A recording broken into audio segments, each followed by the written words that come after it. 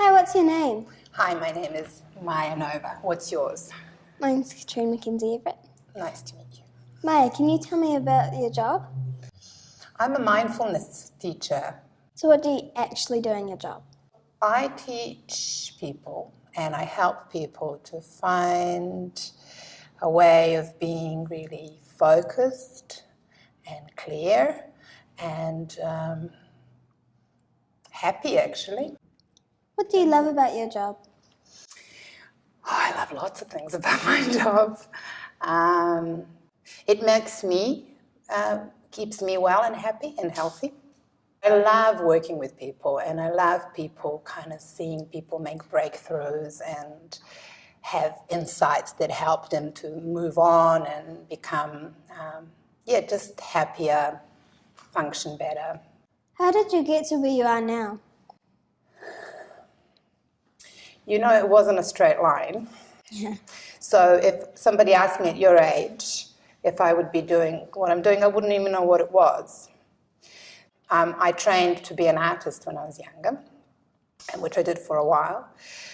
And so it was an interesting career. Like, you actually can't go to university to learn what I'm doing. And so it started off as something that I became interested in because I wanted to be happier and I wanted to understand my best self better and I wanted to understand how the mind works. And then as the time went on, I kind of really discovered that it was my passion. And, you know, I was given few opportunities. That often works like that, you know, that things kind of happen at the right time. And so, here I am doing what I love doing. Cool. Who encouraged you the most to get to where you are? You know, there have been people along the way. And sometimes, maybe it's going to sound a bit cliche, but, you know, there are times when you're ready, when you really need it, certain people just come into your life at the right time. And if you're kind of open and can see the opportunities, then you really get the breakthroughs or the support that you need. Good friends are often helpful, people that keep seeing your potential, keep helping you to trust in yourself. But really, I think I supported myself and pushed myself the most. What do you think your biggest mistake you've ever made is? It's quite tricky, but... Yeah. I can really wholeheartedly say this, is when I look back, I don't see mistakes. What looks like a mistake at a time can become an amazing opportunity to do something completely different. You know, something fall apart, so one door closes, and then because of that, another door opens, and you can learn a lot about yourself. You know, when you make a mistake,